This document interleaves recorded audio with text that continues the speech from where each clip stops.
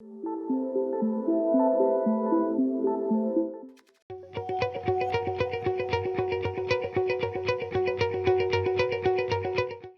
passar a palavra agora ao ministro Bruno Dantas, tá? Que, além de ministro do Tribunal de Contas da União, é doutor em mestre em Direito pela PUC de São Paulo, possui pós-doutorado em Direito pela UERJ e teve a sua carreira aí por mais de uma década como consultor legislativo no Senado Federal, especializado em Direito Processual Civil, e também já exerceu o cargo de consultor geral por eleição, né, e nomeação do presidente do Senado.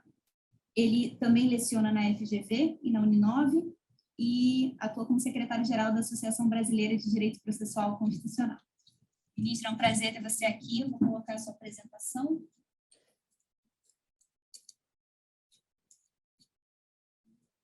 Obrigado.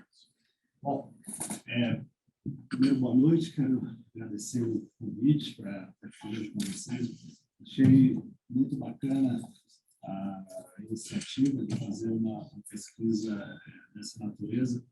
A gente fala muito em acesso à informação. A discussão sobre proteção de dados é extremamente recente, porque a lei é muito recente no Brasil. E essa interconexão entre acesso à informação e proteção de dados não parecia algo trivial, mas eu confesso que quando tomei contato com essa iniciativa de vocês, as coisas começaram a se conectar na minha cabeça de uma maneira diferente. Então, primeiro eu quero agradecer por me fazer refletir sobre o assunto, falando isso com o Bruno. Aqui, historicamente, no TCU, e Citadini certamente também tem essa preocupação aqui no Tribunal de Contas do Estado de São Paulo, nós temos um histórico de buscar ampliar a transparência do setor público, exatamente porque, dentre os 5 princípios que regem a administração pública no Brasil, um deles, e talvez um dos mais importantes, é exatamente a publicidade. A legalidade, a impessoalidade, a imparcialidade, publicidade e eficiência. E a publicidade que, ao fim e ao cabo, orienta as regras de transparência pública, é princípio da administração pública. Então, o servidor público, uma autoridade pública, não faz favor a quem quer que seja quando presta contas e quando fornece informações. Trata de favor, é obrigação. E é necessário que o Estado tenha também agências, eu vou falar agências, evidentemente, de maneira genérica.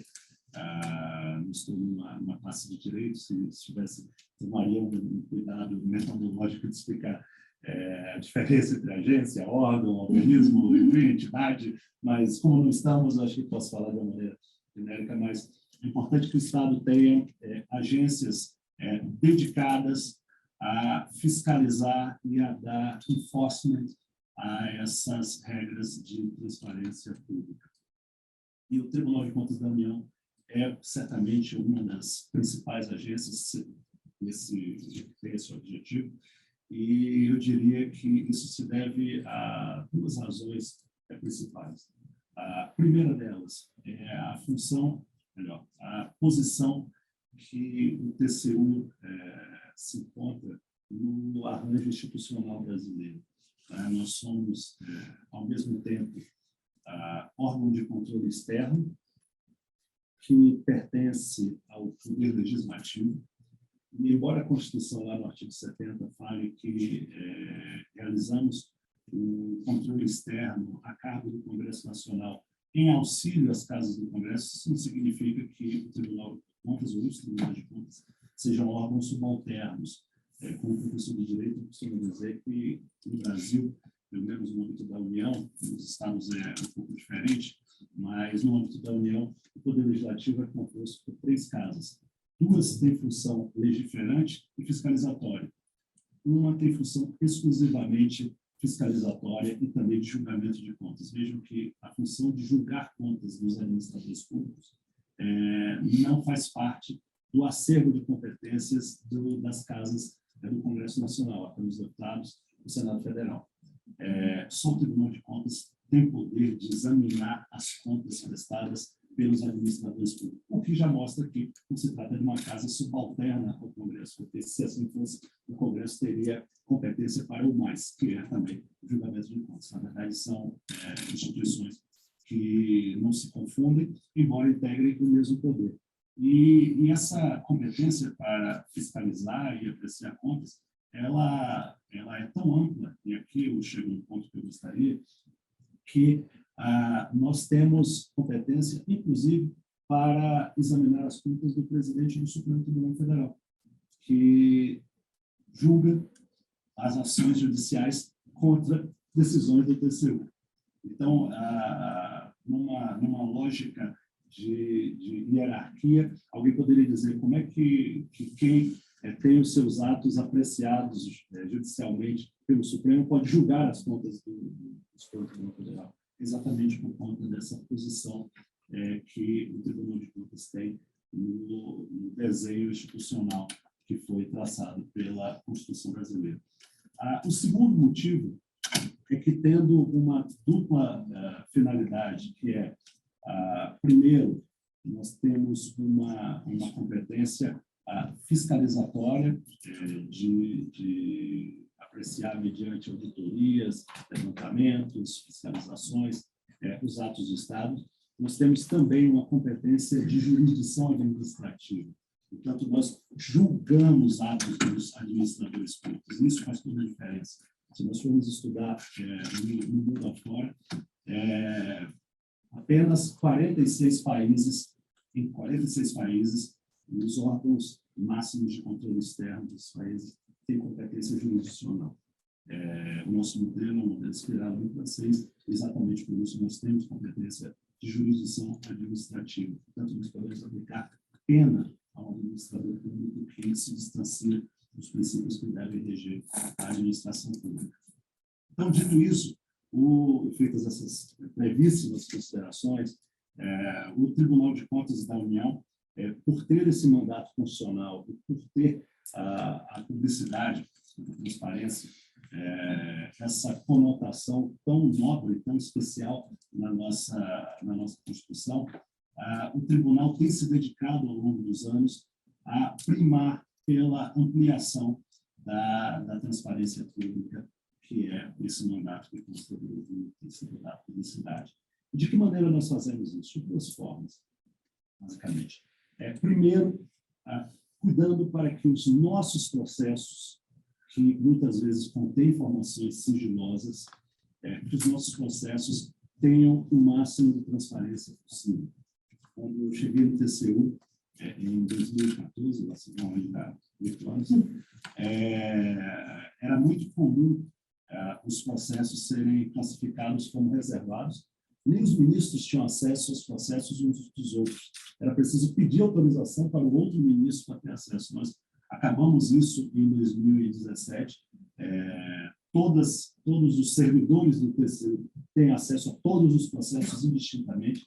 E nós estamos caminhando para dar uma publicidade máxima, inclusive para as pessoas que desejam consultar os processos, porque muitas vezes as informações do Estado se encontram dispersas em muitos órgãos, mas no âmbito do Tribunal de Contas nós fazemos uma consolidação e é muito mais fácil ter acesso. Eu atendo muitos jornalistas, vocês já devem ter notado isso, né? Mas é muito comum que jornalistas me digam assim: ministro, não tem como pedir essa informação lá, porque aí eu tenho acesso ao seu processo. Eu disse: olha, vamos fazer o seguinte, pede lá para o fundamento da lei de acesso à informação, porque eu não vou abrir um processo só para você ter acesso a essa informação. Mas a grande verdade é que esses processos que nós temos, de certa forma, refletem ainda a maneira como os servidores públicos no Brasil enxergam o princípio da publicidade. É muito comum, mas muito comum mesmo, informações que nada tem de sigilosas, nada tem de conteúdo que expõe a privacidade ou a segurança do Estado chegarem ao tribunal com uma classificação de sigilosa. Eu, pessoalmente, não me levanto ao sigilo de tudo. Mas sabemos que nem todo mundo tem essa percepção e dá esse tipo de prioridade para a publicidade. Muitas vezes, não é que seja contra a publicidade, é que não está tão atento assim a esse postulado importante. De modo que, se por um lado nós procuramos dar transparência máxima aos nossos processos, de outro, nós temos tido um papel muito importante em abrir, nem que seja amarretada, os dados da administração pública. E nisso eu tenho que fazer um elogio aos tribunais de contas também dos estados, que atuam de maneira cooperativa conosco. E nós cogitamos, um pouco mais à frente, fazer uma auditoria coordenada. E quando eu me refiro à auditoria coordenada, eu me refiro a uma auditoria que, exatamente por atingir órgãos estaduais e municipais, não podem ser exatamente tutelados exclusivamente pelo Tribunal de Contas. Existem informações que são da competência do Tribunal de Contas dos estados, ou onde tem Tribunal de Contas do município, aquele tribunal que também terá competência para expedir determinações. Nesses casos, uma auditoria coordenada em que nós temos uma metodologia pacificada entre os órgãos, em que, dessa forma, possamos classificar as informações com uma linguagem única, certamente é algo que vai agregar muito e a gente poderá, o que eu penso fazer no futuro, estabelecer um índice de transparência pública dos órgãos da administração nas 3 esferas de poder, federal, estadual e municipal. Nós temos alguns exemplos sobre como fazer isso e acredito com muita firmeza que os nossos órgãos de controle, que são muito competentes, os nossos auditores são muito preparados, mas, veja, o TCU tem algo como 2.100 auditores para fiscalizar todas as contas da União e todos os repasses de convênio que a União faz para estados e municípios. Parece muita gente, mas é pouco para tanto trabalho. Acontece que em auditoria nós falamos de um jargão de auditoria, tem uma expressão que é a expectativa de controle.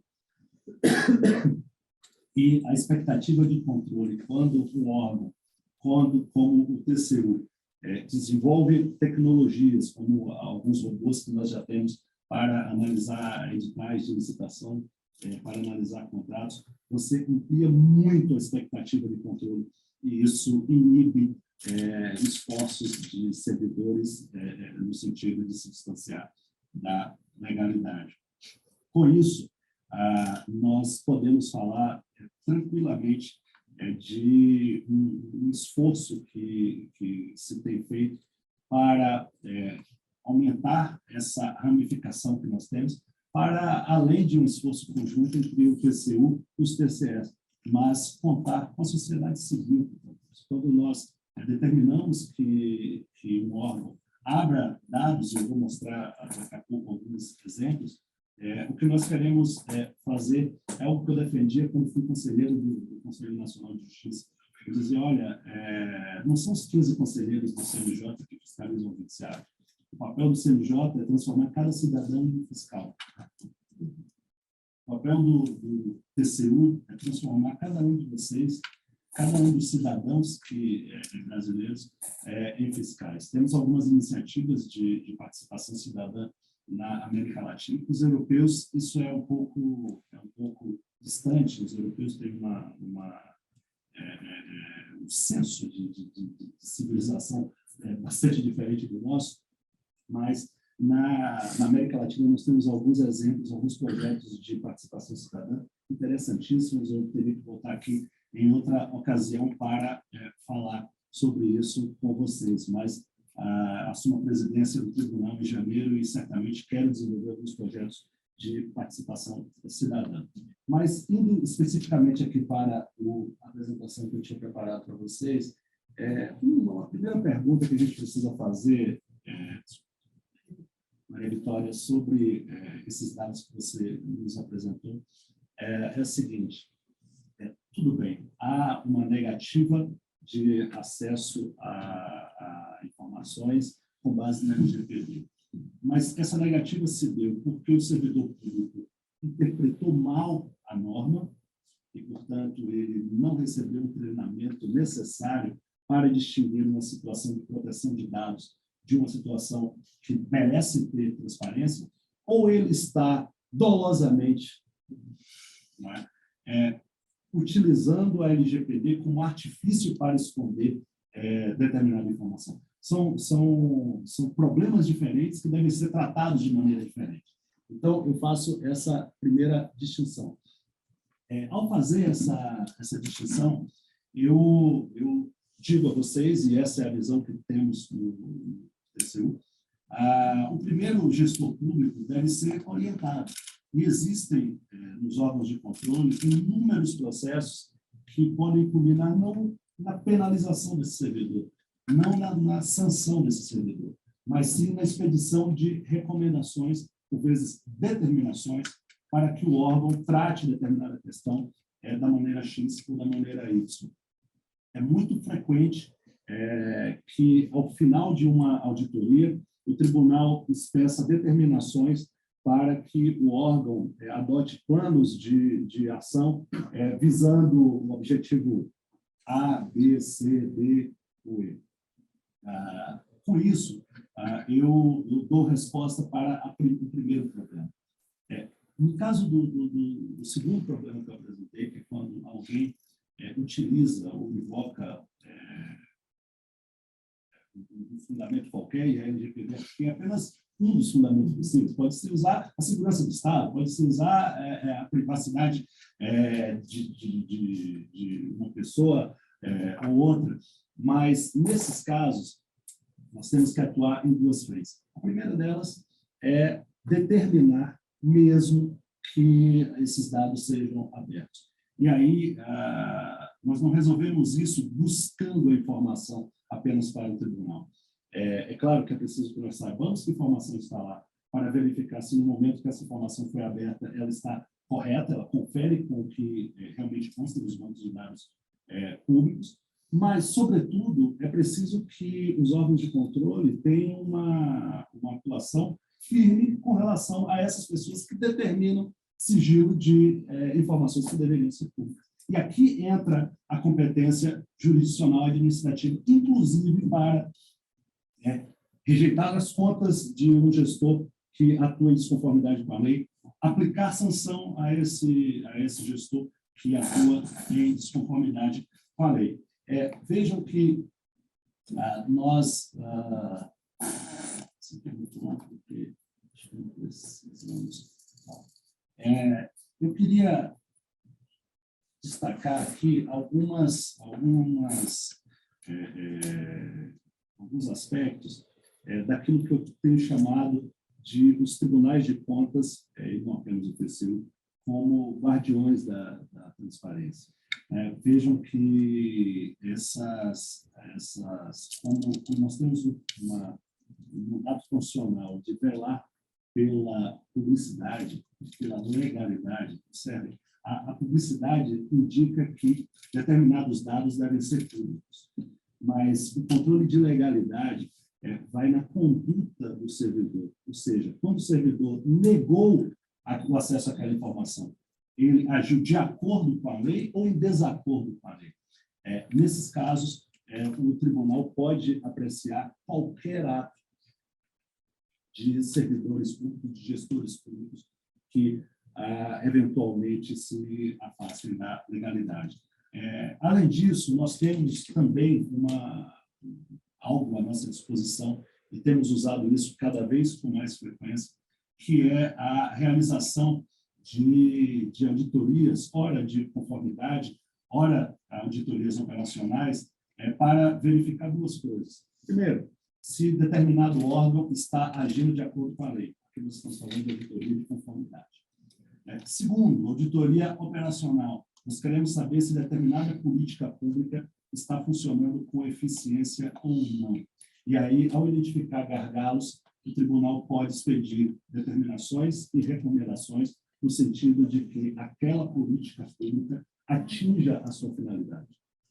E quando nós temos uma lei como a Lei de Acesso à Informação, que determina diversos comportamentos para os gestores públicos com relação ao princípio da publicidade, certamente nós precisamos pensar em políticas públicas de divulgação desses dados, e essas políticas, se hoje estão concentradas no âmbito da União, na CGU, instância revisora dos atos da administração pública, certamente é na CGU que nós devemos mirar para obter uma efetividade dessa política.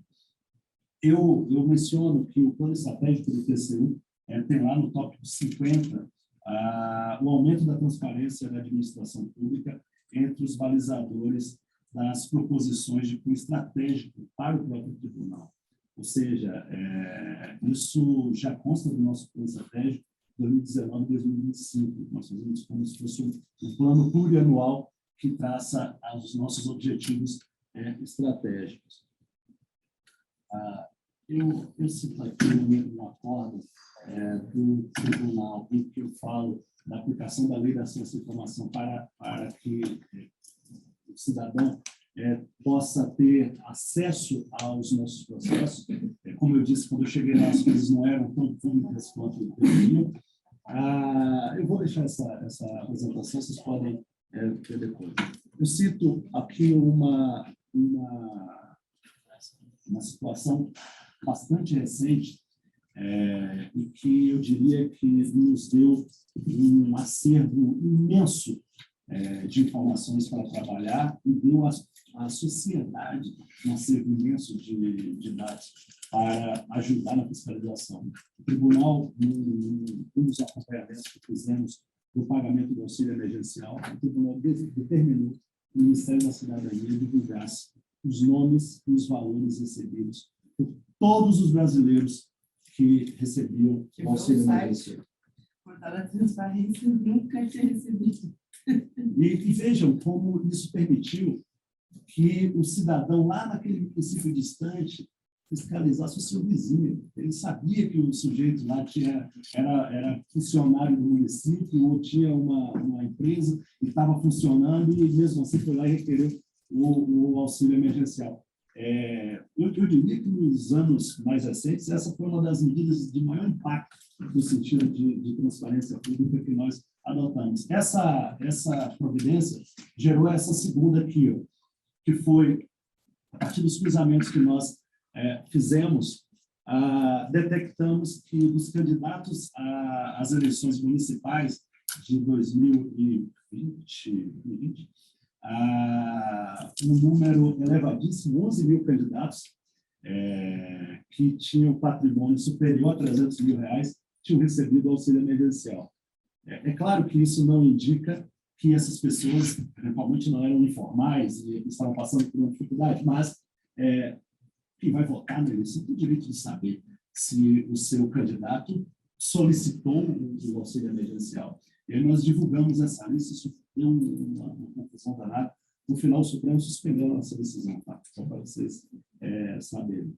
Mas já tinha sido divulgado, já tinha rodado o mundo inteiro. Na verdade, foi um candidato a vereador que pediu a suspensão, dizendo que o seu caso era um caso diferente, que, portanto, ele não podia constar na nossa lista. É curioso que, nesse caso, nós identificamos 1.320 candidatos que tinham patrimônio acima de R$1 milhão recebendo auxílio emergencial. Esse, sem dúvida alguma, foi um dos casos mais interessantes que nós tivemos. Esse outro também, que eu menciono, deu um barulho imenso, que consiste basicamente no seguinte: vocês talvez não saibam, mas as Forças Armadas têm hospitais que atendem exclusivamente os seus quadros, né? Seus oficiais, os seus praças. Acontece que no auge da pandemia, em que não havia leitos nos hospitais do SUS, os hospitais das Forças Armadas foram acusados de reservar leitos para se algum militar ficasse doente, enquanto milhares de brasileiros morriam por falta de leito em hospitais públicos. O tribunal determinou, neste caso, foi relatado pelo ministro Benjamin Zimmer, uma ordem para que as Forças Armadas divulgassem os leitos ocupados e os leitos vagos diariamente. Isso permitiu que a população e até mesmo os secretários de saúde dos municípios e estados soubessem se naquele município havia ou não leitos disponíveis nos hospitais das Forças Armadas. Um outro caso que nós temos muito orgulho também de termos determinado, isso aqui, a Maria Vitória, eu sei que ela é a culpada, porque ela me infernizou no Twitter, me mandou mensagens e nós revogamos. Na verdade, a intenção era muito nobre, mas eu disse no plenário, olha, isso aqui passou uma imagem horrorosa. Nós tínhamos uma resolução que, na verdade, não proíbe o recebimento de denúncias de falta de transparência ativa dos órgãos públicos, mas dizia apenas que, em determinadas circunstâncias, o auditor poderia arquivar sem instaurar processo. Por quê? Porque o tribunal, como não tem força de trabalho para processar todos os pedidos, se nós formos instaurar processo para cada denúncia de falta de transparência, nós só vamos fazer isso. E o tribunal utiliza critérios de materialidade, risco e relevância para autuar processo. No fundo, isso era muito mais uma regra de dinâmica interna de trabalhos.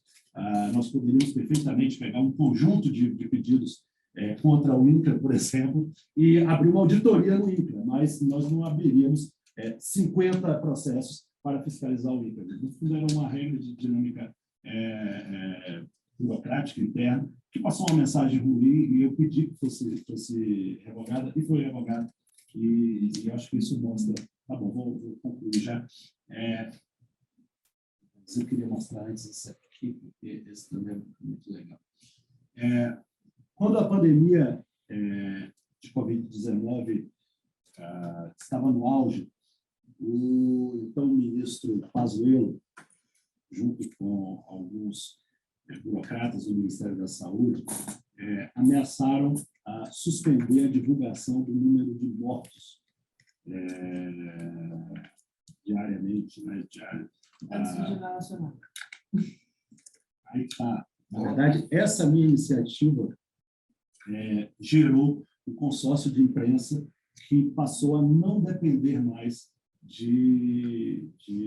dos dados do Ministério da Saúde. O que eu disse aqui? Eu disse o seguinte, olha, como o Ministério da Saúde parou de divulgar os dados e estava divulgando atrasado, eu vou convidar os tribunais de contas dos estados para requisitarem das secretarias estaduais os dados de mortos de Covid, e nós vamos unificar tudo isso no sistema e nós vamos divulgar. Já que o Ministério da Saúde se recusa a divulgar, nós vamos fazer isso. E foi muito bom porque obrigou o Ministério da Saúde a continuar divulgando, mas, ao mesmo tempo, teve uma dupla revisão, na medida em que os órgãos de imprensa se uniram em consórcio para divulgação. Eu vou caminhar para o final, mas eu queria aqui passar essas conclusões com vocês. Por tudo isso que eu falei, por tudo isso que eu falei, eu considero que a abordagem que nós devemos dar a esse problema real que vivemos, e aqui eu volto ao que eu falei no começo, deve ser duplo. Primeiro, nós temos que punir aqueles recalcitrantes que se excusam de divulgar dados que devem ser públicos sob argumento de sigilo, sob argumento da Lei de Proteção de Dados. Mas, para além disso, é importante que os órgãos de controle com essa capacidade, e é o caso do Tribunal de Contas da União, é o caso do Tribunal de Contas dos Estados, nós temos que fazer auditorias para mostrar quais são os órgãos ou quais são os municípios em que esse problema é mais crítico. Pensar em construir um índice de transparência pública para criar uma competição entre os órgãos. É preciso que aquele que funciona bem tenha orgulho disso e aquele que funciona mal possa ser apontado com o dedo nessa direção para que melhore.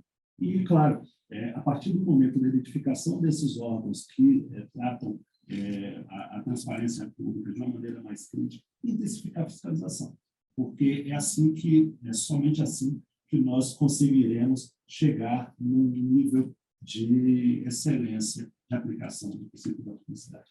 Teria assunto para falar a noite inteira, mas acho que já passei muito do meu tempo. Obrigado.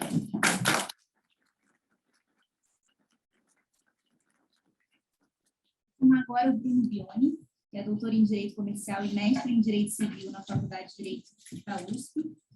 Foi Study Visitor do Departamento de Proteção de Dados Pessoais do European Data Protection Board e do Conselho da Europa, pesquisador visitante do Centro de Pesquisa de Direito, Tecnologia e Sociedade, da Faculdade de Direito da Universidade de Ottawa, e autor do livro Proteção de Dados Pessoais, a Função e os Limites do Consentimento.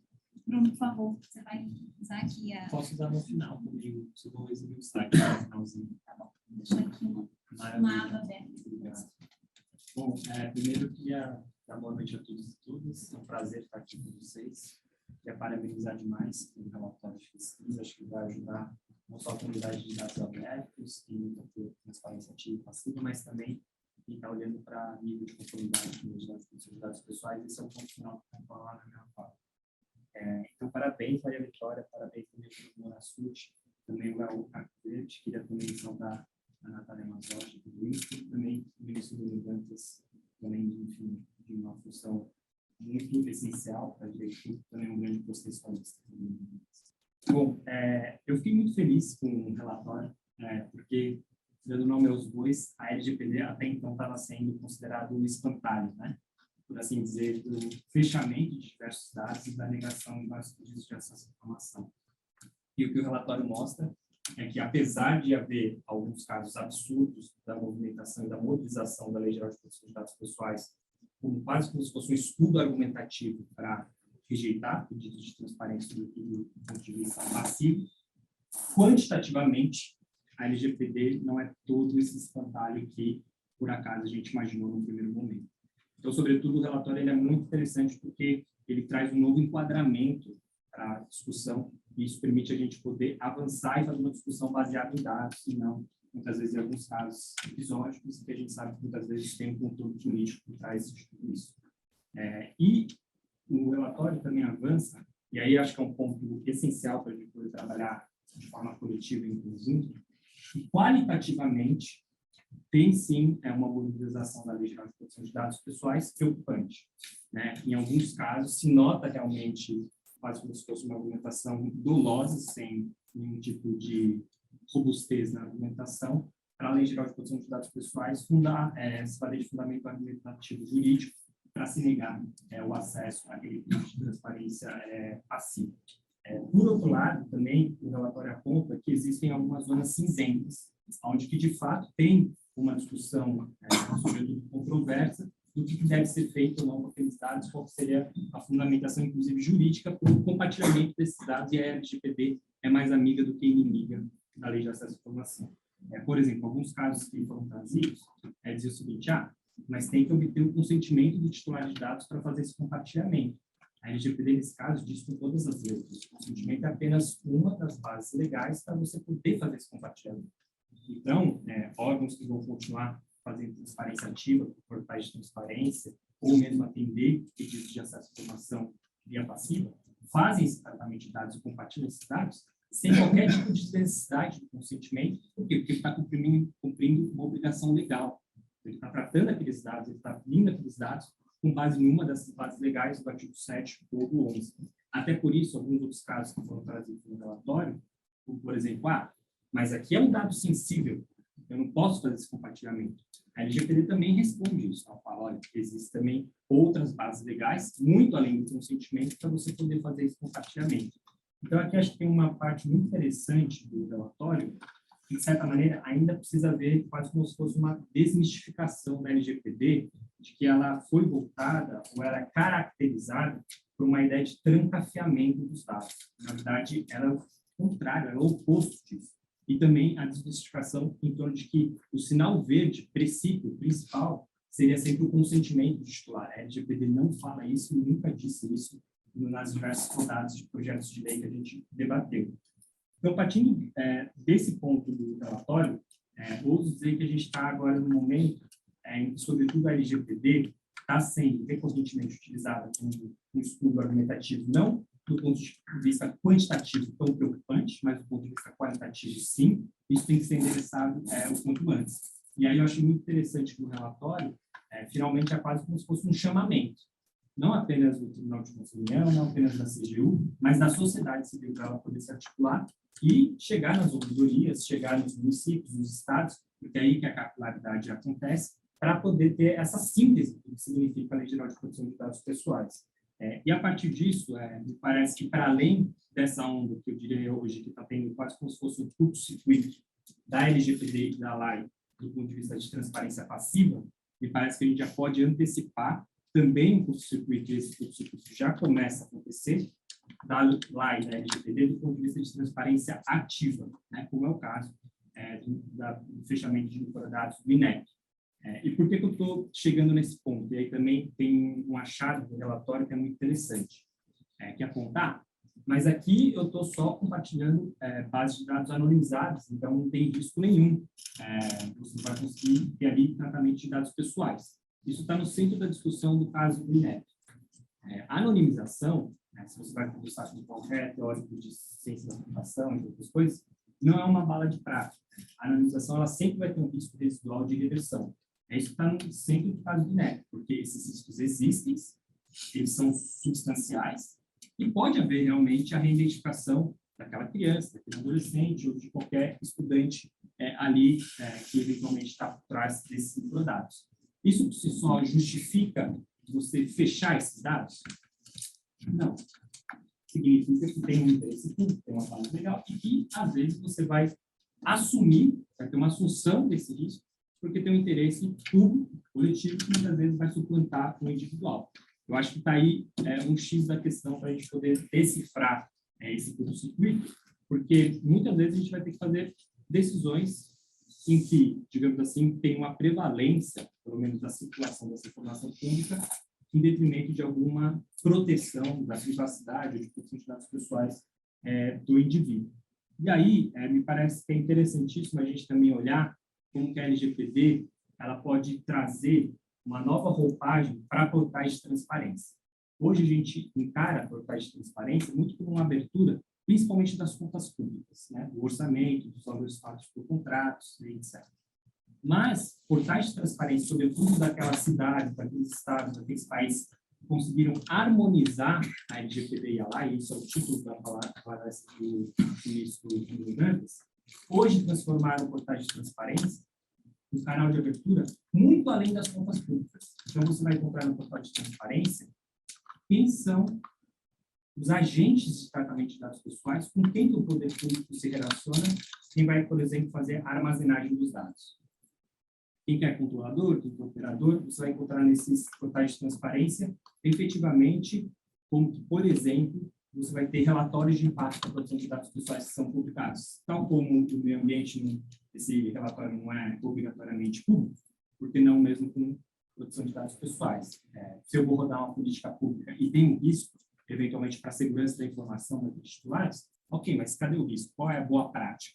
Qual é o nível de conformidade do poder público com relação à Lei Geral de Proteção de Dados Pessoais? E aí me parece que tem um enredo interessante para a gente poder apontar para o futuro.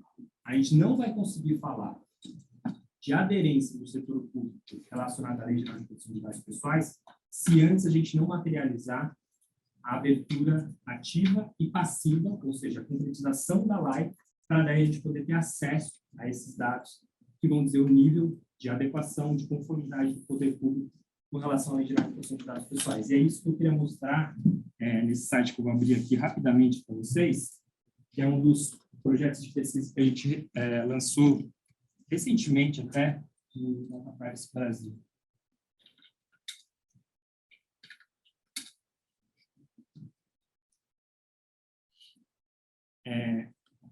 A gente estava muito interessado em entender como que o poder público estava adquirindo tecnologias, né, para o combate à pandemia, e essa pesquisa só se fez possível, ou pelo menos parte dela, porque a gente usou a Live.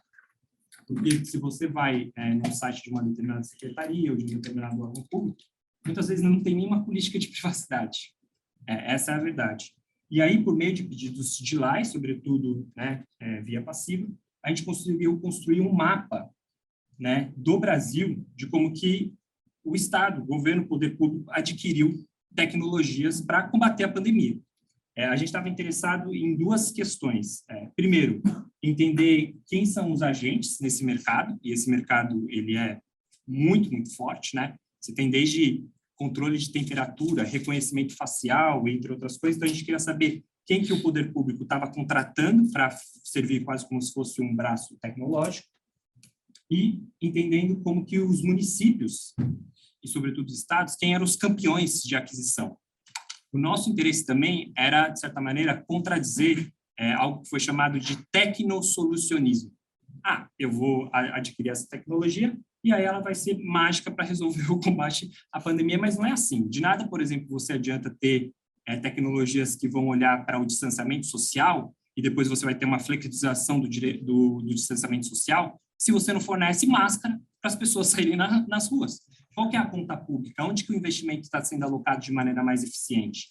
Então, a gente queria fazer esse tipo de pesquisa e isso só foi possível porque a Lei de Acesso à Informação foi amiga da Lei Geral de Proteção de Dados Pessoais. Ou seja, a gente não vai conseguir falar em adequação do poder público se a gente não tiver a Lei de Acesso à Informação plenamente concretizada e materializada.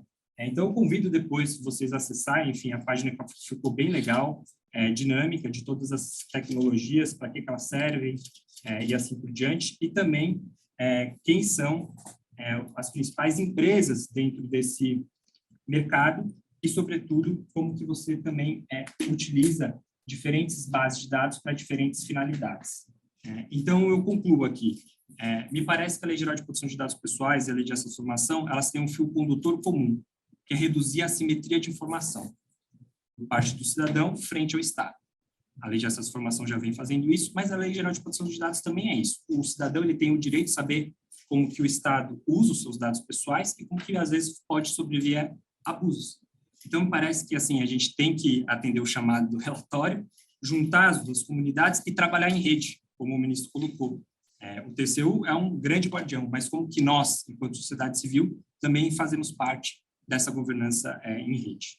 Eu quero agradecer mais uma vez pelo convite, espero que tenha sido informativo.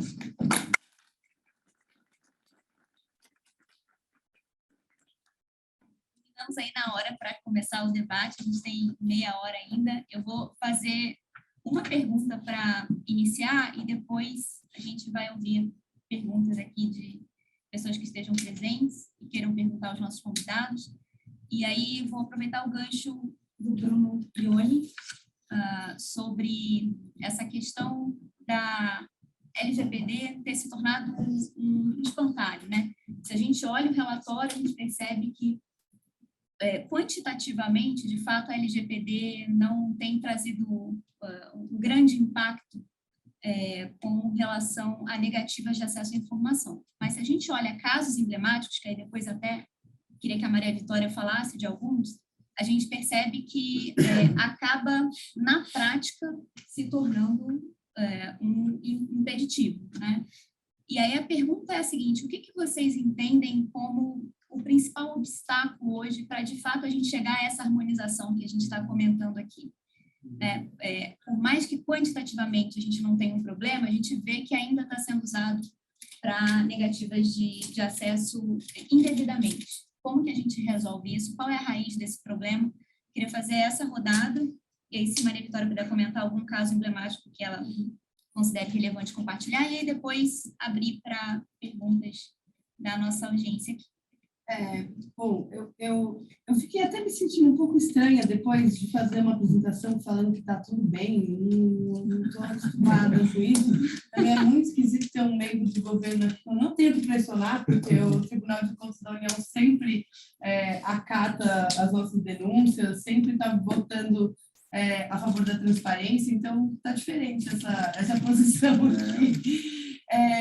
Eu acho que para a gente foi importante destacar que quantitativamente não é um problema do tamanho como parece ser, principalmente na nossa bolha de jornalistas, porque senão a gente também vai tentar atacar um problema desse tamanho com um canhão, né? Então, gente querendo fazer alteração na lei, abrir isso para discussão no Congresso agora, não é o momento de fazer alterações na lei, então, para a gente colocar. Mas, obviamente, que a gente tem que pensar que, assim, muitos desses pedidos são pedidos absolutamente inúteis, pedidos de próprio servidor dentro do servidor, né? Assim, então, tem pedidos muito emblemáticos e tem me assustado muito, ministro, algumas discussões de coisas que são até anteriores à lei, como pagamento, né? Quando o STF decidiu que qualquer tipo de pagamento tem que ser público, há mais de 10 anos, estava muito bem estabelecido, não havia mais um questionamento desse tipo. E agora, ontem, por exemplo, o nosso chato-geral da República, Bruno Morassutti, que foi o que achou aquela mudança lá do TCU no meio de algum documento de vocês, também achou, no meio de um documento do CNJ, um pedido dos procuradores federais para que fosse requisitado o CPF ou o CNPJ de quem estiver pedindo acesso aos dados de remuneração deles. A mesma coisa no Ministério Público. A gente tem no relatório o caso, de novo, pedindo acesso às pensões dos militares, que também é uma coisa que o TCU nos ajudou, numa batalha longa, aí a abrir essa série histórica. De repente, não, tem que ver com o receptor da pensão, se ele autoriza, dar para você esse dado. Então, esses pontos assim, são realmente assustadores, apesar de quantitativamente não ser tão significante, né? Eu acho que existe como você falou, né, ou tem má fé, ou um desconhecimento absoluto, né? E eu acho que a gente tem que levar em conta também, além desses, a gente analisou só os pedidos do governo federal. A gente tem que pensar que, enquanto isso, um monte de órgão tirou coisa do ar com medo de LGPD, a gente sabe que o IBAMA tirou os arquivos de licenciamento ambiental do PNLA, com medo de ter informação pessoal. Não sei que informação pessoal pode estar numa vistoria de licenciamento ambiental, mas a gente não sabe o tamanho do problema ainda mais nos estados e municípios, e eu acho que o grande obstáculo, Nath, é o fato que o problema não tem um dono nesse momento, né? A CGU e a LGPD simplesmente não se encontraram, não se pronunciaram, não produziram cartilhas, materiais, nem nada. Surgiu uma nova lei que tem muitos pontos de intersecção com a lei de acesso à informação, e em vez de fazer um mutirão, se resolver internamente, publicar, ficou todo mundo quieto. A primeira manifestação da CGU em relação à LGPD não faz um mês, né? E foi bem confusa. A LGPD e a LGPD foram se encontrar a primeira vez, também não faz um mês. Então, para mim, eu acho que por mais que a sociedade possa se esforçar, e a gente aqui com os nossos R$12,50 fazendo esses relatórios, precisa vir de cima uma ordem, precisa ter, né? Como é que a gente avança? Posso só completar esse ponto? Por acaso, quando o Supremo deu essa decisão sobre os salários, eu era conselheiro do CNJ. E, na época, houve uma discussão duríssima, porque o CNJ foi o primeiro órgão a mandar abrir. Foi a partir da decisão do CNJ que a questão chegou ao Supremo. E a verdade é que nem depois da decisão do Supremo, os procuradores divulgaram os salários. Até hoje. O CNJ editou uma resolução obrigando os tribunais a fazer, e o Conselho Nacional do Ministério Público não aprovou uma resolução mandando o Ministério Público fazer. E aí a gente chega no grande imbróglio, né? Porque transparência no olho dos outros é refresco, né? Então, temos um problema grave quando um órgão de controle da estatura do Ministério Público, por não querer divulgar os seus próprios números, ele também não quer mexer com os outros, porque se ele mexe com o outro, alguém mexe com ele. Então, isso é um problema, né? E agora, se não for isso aqui, a sociedade, a imprensa, a opinião pública pressionando, não vai. E a gente já viveu bastante para saber que é isso aqui que move as grandes transformações da sociedade. Mas eu acho que transparência é tudo. Sem transparência, a gente não consegue sequer fiscalizar um município qualquer que queira dar as informações. Se não tiver uma regra de transparência, a gente nem isso consegue. Eu acho que um dos grandes gargalos, e aí eu acho que a Maria sinalizou muito bem, a gente está vendo assim, um grão ou uma gotícula do mar, né? Se a gente for olhar a questão de municípios, talvez o gargalo e o estrago possa ser bem maior. Por isso que acho que questões que possam trazer segurança jurídica, no sentido de que, olha, você pode continuar abrindo esses dados formativos, você não precisa de consentimento, é uma coisa básica, mas de martelar e martelar na cabeça do gestor público que está lá na PUC, e ele precisa desse treinamento, ele precisa criar essa cultura organizacional, ele precisa entender, ter segurança que depois ele vai ser questionado por questões de probidade administrativa, porque a espada está ali a todo momento em cima dele, eu acho que é vital, né? Então, alguns caminhos, algumas rotas, entender como que essas redes de ouvidorias, elas têm um trabalho que possa, digamos assim, ser pulverizado e escalável, né? Então, iniciativas como, recentemente, onde que a Rede Nacional de Ouvidorias vai produzir uma cartilha, vai dizer, olha, dá para continuar atendendo pedidos de acesso à informação, porque você tem essa segurança jurídica, essa base legal, você precisa de consentimento, ficar martelando, parece que é uma coisa super necessária. A gente não está tendo visibilidade de quem está lá no pequeno município, que às vezes nem sabe o que é LGPD, mas chega lá em uma carteirada, isso pode, às vezes, ter um passo, um recuo para trás. E como vocês bem disseram, acho que a gente tem ali também um cenário onde que, devido às várias intersecções das possíveis violações de leis, desde o princípio da publicidade, passando por questões de proteção de dados pessoais e lá, acho que cada vez mais ter algum tipo de posicionamento que seja interinstitucional parece também ser alguma coisa muito adequada. Por exemplo, agora, né, se espera que a ANPD e a CGU possam dizer, né, quais seriam essas rotas, essas diretrizes, e aí isso também ajuda, eu acho que a aglutinar, a pensar um pouco tudo isso que a gente está vivendo. Para além disso, acho que também, como todo o enforcement a gente vai precisar de casos exemplares. E aí, tendo esses casos exemplares, você tem esses precedentes, isso também não vai acontecer do dia para a noite, isso também vai ajudar. Então, acho que vocês conhecem essa trajetória muito melhor do que eu. Não foi de 2011 para 2012 que a gente viu a lei sendo concretizada. Demorou alguns anos. Não? Exato. Não vai ser a mesma coisa com a Lei Geral de Proteção de Dados Pessoais. Por isso que eu apontei na minha última fala. Se a gente não conseguir materializar a lei, consequentemente, materializar a LGPD, quando o agente de tratamento de dados pessoais é o poder público, que direito é esse que a gente está materializando? Se a gente não conseguir criar uma cultura de proteção de dados pessoais no poder público, está morto esse direito, que inclusive agora está na nossa Constituição, né? Foi a última emenda constitucional que foi aprovada recentemente. Então, acho que é mais ou menos por aí. Eu sei que a pergunta ela é de Você vê aquele exemplo que eu trouxe dos hospitais militares, os militares, e hospitais militares, um caso emblemático para isso que você perguntou.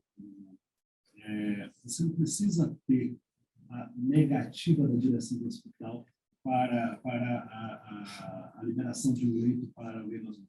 A informação, ela já ridiculariza a mesquinhez de você segregar um leito ali enquanto tem gente morrendo no hospital da frente, só porque não é militar, que já inibe uma conduta inadequada do ponto de vista administrativo. Você falou de militar e me lembrou como a gente teve que junto com o TCU, explicar para o governo federal que militar está dentro do Poder Executivo Federal. Né? Foi uma briga complicada. Divulgamos a lista dos militares que ocupam cargos na administração federal. Quase uma crise. Estamos acostumados com crise. Temos questões da audiência? Não, é só comentar que o Bruno falou, tocou no assunto, para trazer caos sobre essa questão que você falou. Não é de 2012 para cá, não foi lá em 2012 que experimentou a live. Foi uma hora para outra. Na verdade, dependendo do tema, a gente não saiu das discussões até hoje. Dependendo do assunto, a Vitória trouxe o caso, quem sabendo sobre as pensões militares, a gente tem falando de remuneração e divulgação de quem recebe cada salário. Para só um exemplo aqui de São Paulo que eu acompanhei, sou novo Maçô Velho. Acompanhei em 2012, o primeiro efeito da live importante que eu me recordo, em 2012, foi que o governo do Estado, quando abriu o pagamento dos servidores estaduais, isso gerou uma série de matérias, eu fui autor de algumas dessas matérias, e das principais delas, porque eu percebi que abriu o campo de transparência, no outro dia eu já dei a matéria. Na época eu falei que um dos secretários do Estado ganhava R$86 mil naquele mês lá, foi em junho de 2012. Abriu em julho, foi rápido. Quando a lei entrou em vigor em maio, em julho já teve isso aí. Aquilo ali, o efeito daquilo, depois vieram vários salários, outros também não, aquilo gerou uma norma aqui no governo do Estado, o pessoal sabe disso, o pessoal do TCE sabe disso, e regulamenta essa questão do pagamento de jetons aqui no Estado. Então, a norma que regulamenta a questão do, entre aspas, super salários aqui no Estado de São Paulo, decorreu do controle social, que o ministro falou que é importante, cada no seu fiscal, no caso, um jornal e vários jornais, a partir da lei. Nem pedido de lei, a partir da lei, houve isso daí. E só para fechar, que a gente sempre volta no mesmo tema, a Câmara Municipal de São Paulo não divulga até hoje a questão de salário nome por nome, e eu até fui ver aqui, quando você leviano, eu pedindo esses dados aqui, ministro. É um ato da mesa diretora da Câmara Municipal que cita o julgamento lá de 2012 sobre salários. Tem a ver um pouco com essa questão da LGPD. Não é LGPD, é como você faz uso dela. A questão não é ser espantada. Você está usando a LGPD de que forma? Então, um julgamento que foi para abrir os salários, a Câmara Municipal do maior estado do país usou para não abrir os salários. Estava citado o voto do ministro Gilmar e tal, e até hoje não divulga. E assim são vários outros exemplos. Então, a questão toda é essa, a questão é lá, mas a questão do controle social, como se faz uso disso, como que a gente abre os dados, é uma luta que sempre volta ao mesmo tempo. Então, não é nenhuma pergunta, nem para falar, mas é só para... Acho que era importante a gente falou que foi, e a questão do salário está até hoje, deve ter mil problemas Brasil fora. E é um ponto importante que você falou, que a gente sempre tomou muito cuidado de sempre colocar que o problema era o uso indevido da LGPD pelo governo. Né? O problema nunca foi a LGPD. A gente vê claramente quando não faz sentido. Né? Assim, eu não sou... acho que eu nem li a LGPD inteira, a lei. Agora, você tem um pedido que é um vídeo de uma gravação interministerial e me respondem dizendo que não pode dar o vídeo porque é informação pessoal. Como assim? Tem gente fazendo reunião que eu não posso... Então... Para a gente, na verdade, assim, um pouco também não audiência, a discussão não era conflito de normas. No processo aqui, fiquei sabendo, não era essa. Saltou aos olhos da gente era o quê? Dado A, B e C que eu tinha acesso, eu não tenho mais, então se torna LGPD. Para a gente, concretamente, o que era? Que era o que eu iria perguntar para o ministro também saber. A lei corre algum risco de não ter essa oportunidade diminuída, reduzida? Perguntando até que vocês citou um exemplo de um jornalista te liga e você fala, pede via lá. Né? Eu também tenho um caso aqui com você, tá? Nós vamos aqui, que estão para tudo. Eu estou aqui, não vou dizer nada disso. Mas também aconteceu aqui, no Tribunal de Contas do Município também, até hoje, tá? O Conselho do Tribunal de Contas do Município, não. Pede via lá. Então, queria saber, assim, no fim das contas, como a conversa o papo extrapola a questão do conflito de normas. Se houver risco, a lei, passados aí 10 anos? Bom, risco de sua aplicabilidade ser diminuído? Sinceramente, não. Acho que o risco que a lei corre é o risco que pode ser o risco normal de ter em qualquer sociedade. Mas não vejo... Até porque ela talvez seja uma das leis mais utilizadas de maneira orgânica pela sociedade civil, e isso custa caro. né? Acho que sempre é possível especular um cenário que alguém queira retroagir, mas me parece que em tempos de normalidade não há que se temer por isso. Nem essa questão dos salários, a gente vai reverter tudo. Não, eu acho que não. Eu acho Explicar mesmo. Meu nome é Elton, eu vou me apresentar aqui um pouco envergonhado, porque eu sou servidor do INCRA. Online. Mas justamente estou aqui buscando informação, buscando conhecimento para a gente aprimorar, porque de fato a gente tem muitos entraves, né?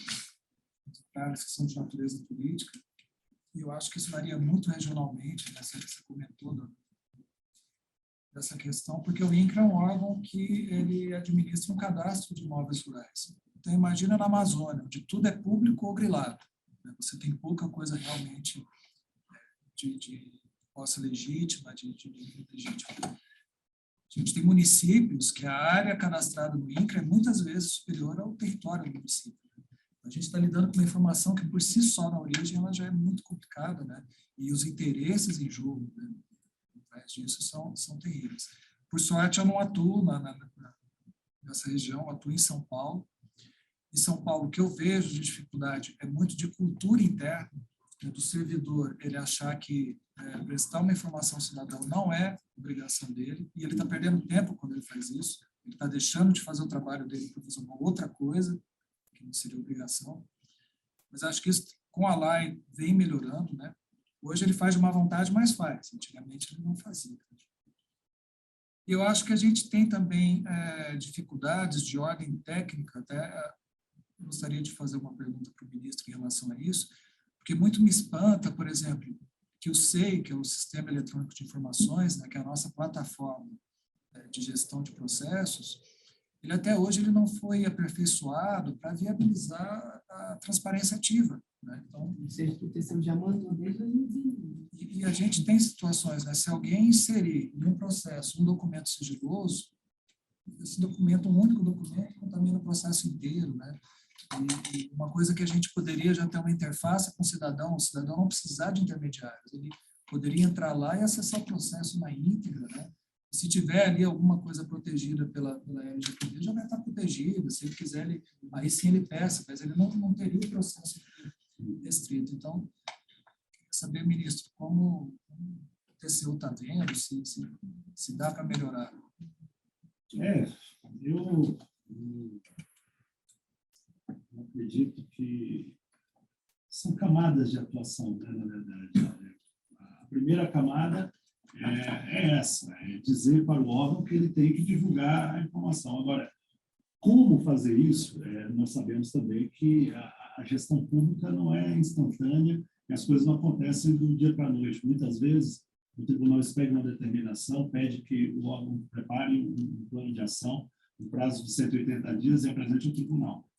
A partir daquele plano de ação, nós vamos cobrar, porque o órgão, evidentemente, ele sabe qual é o orçamento que ele tem para aquilo ali, ele sabe quais são as outras prioridades, as outras ordens do tribunal, ordens judiciais que ele tem que cumprir. Então, a partir daquele plano de ação, nós fazemos um teste de razoabilidade, para saber se faz sentido o plano que foi apresentado, e aí depois nós passamos a cobrar. É muito comum que haja pedidos de prorrogação, é muito comum que, a partir disso, o tribunal instaure um processo de monitoramento para verificar quais itens do acordo já foram cumpridos, quais não foram cumpridos.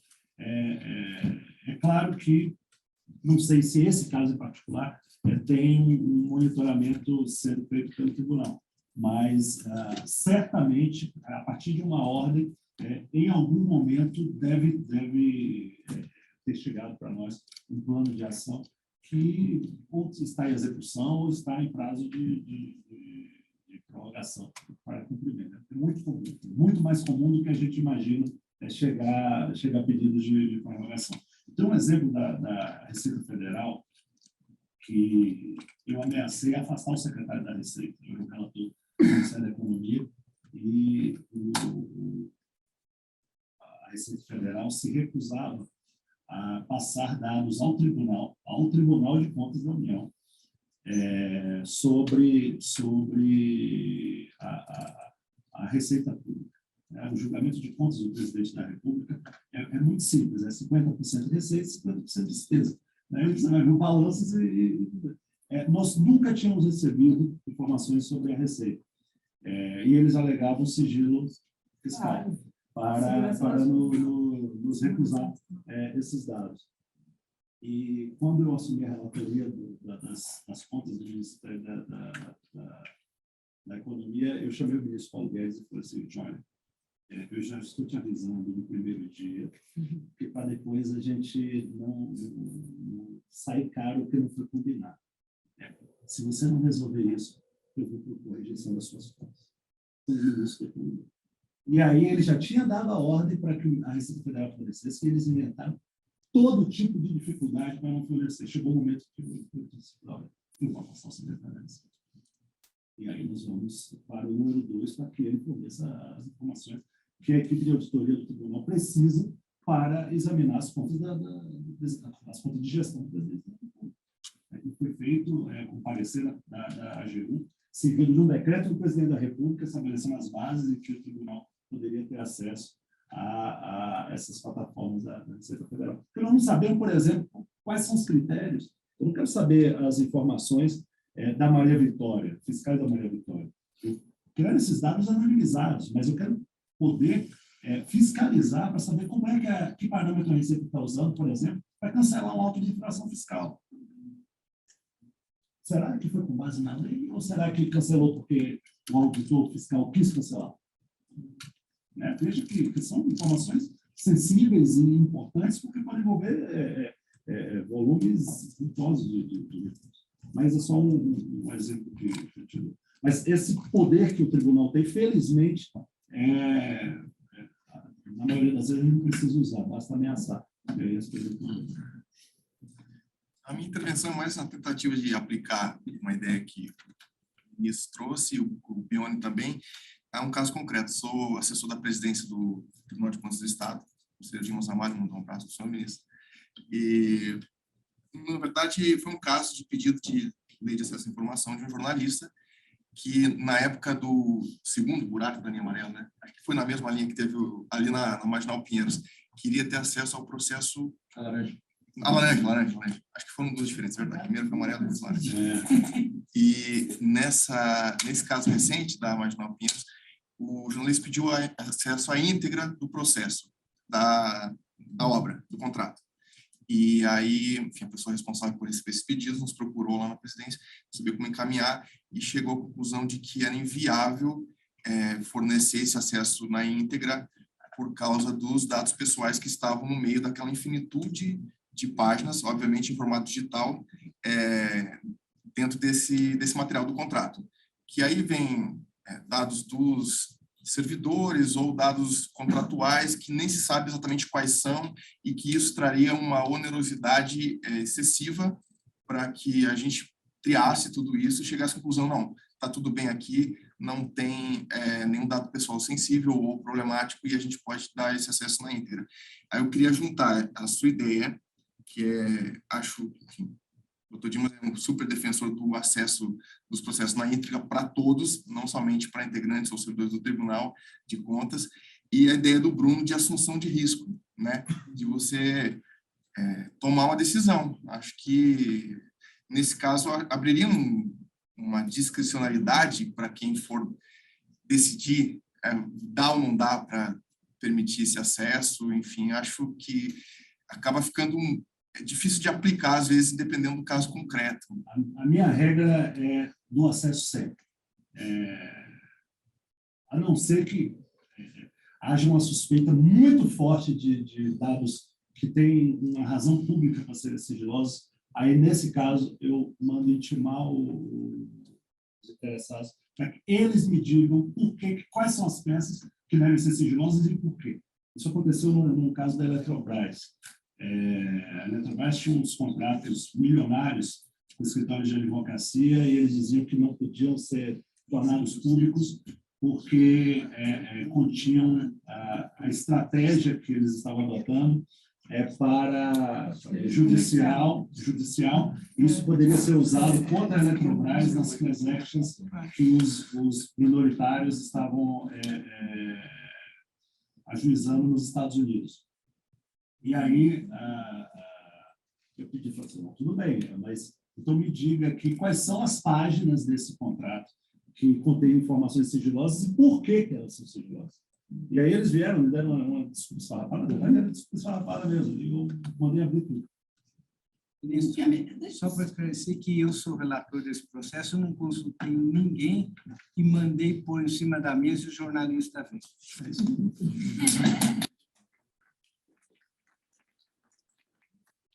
Posso só perguntar, quando fala dado pessoal, O quê? CPF do sujeito? Porque assim, o e-mail @gov é público, o nome do servidor é público, a assinatura do servidor é pública.